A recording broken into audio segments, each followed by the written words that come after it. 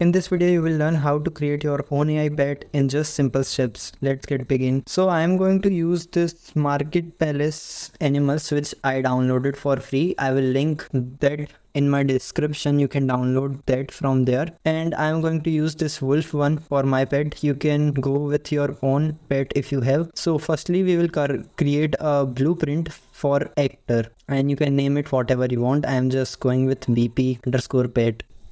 Now double click to open it, and here what we are going to do, we are going under the skeletal mesh. We are just going to add our wolf. You can do with your any pet whatever you are going to use, and just adjust your pet inside your capsule. It's really important thing.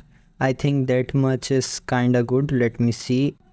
Okay, I have to make it a little more downer. Okay, now compiling, saving it back to our viewport, and I will drag this into my viewport, and here I can see that it's still kinda up.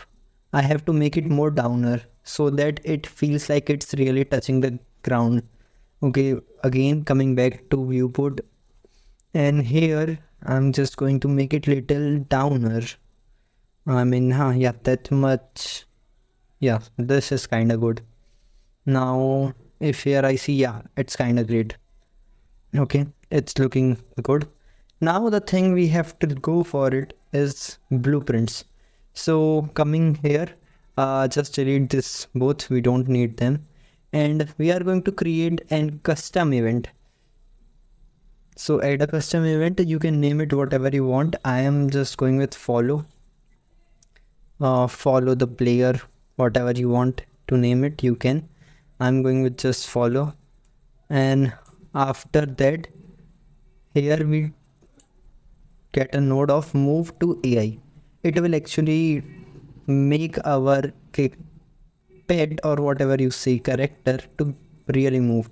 Now in the target we are going to get a reference of self, and in the target actor it will be our character itself.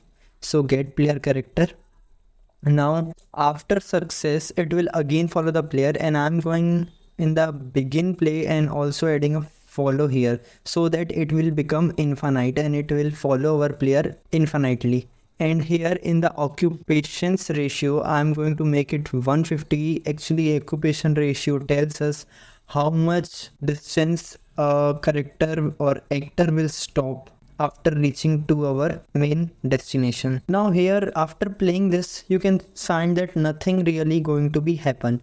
It is because in Unreal Engine we have to add a nav volume which will record our all the functions of this AI. So search for a nav mesh bounce volume and drag it into your viewport. You can press P to get this greenish area to know where it is actually in your viewport, and just adjust it in your viewport as per your need. I'm going with this complete. I'm going to cover my complete area with this so that my AI will move all around this area. Now it's looking kind of good. Now press P to ignore it. Now here after playing you can see that our animal or our pet is following us, so that's kind of good, but it's still something there that we have to do is about its rotation.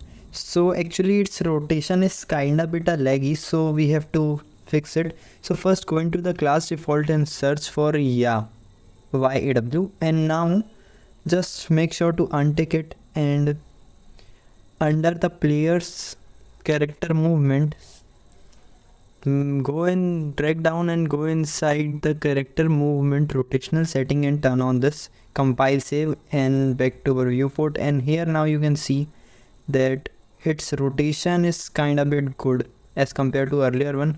The rotation is kind of bit little slower and kind of more smooth.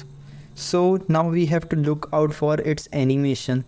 So coming back to my content browser, and I'm going to create a blend space 1D, and this blend space 1D is actually uses to combine two or more different animation into a single animation with smooth transition. So name it whatever you want. And now inside this name I'm naming it with speed because we have to also work on this this blend space 1D's blueprint, so I'm naming it with speed. Now one thing we will need here, first go into your blueprints. Yeah, where is my blueprint? There it is. Go into your blueprints, and here we just have to make its walk speed around 450. Yeah, 450 is quite enough for this, and we are going to make the minimum speed 450, which is there. Now just dragging some of the animation, I'm going with that idle animation, and I have also looked for a simple run. I'm not going with the walk, I'm directly using the run. You can add a walk if you want. So if you press Control and move your cursor over this graph, then you will find our transition that we made it. So that is how it's gonna be work. Okay, so it's looking kinda great. Now just compile and save this. Now come back to your content drawer again, and we are going to create an animation blueprint where actually we are going to place our this animation with the speed and all velocities. So create an animation blueprint and name it whatever you want, and double click to open it, and here we will find our this page. So just search for our blend space 1D that we have recently created, drag it into our graph, and just simply connect this node with the results and compile and save. Then we will found that our wolf is in idle mode. Now per mode to variables to our speed, now we will directly move into our graph, and here what I'm going to do is add a vector. Get a vector, it will basically tell us about the speed, and this speed is going on the basis of length, so we are going to use vector length, and that's kind of simple. And we are dragging and set our speed there and connecting it with it, and our return value will be speed. Okay, so compile and save that. Now inside our blueprint, we are just going in our aim class and search for our this recently created blueprint and compile and save. Now if we will come back in our viewport and press play, then you will find that it's working kind of great. Our pet is following us and it's looking kind of great. So that's enough for this video. Make sure to subscribe and like. Bye bye.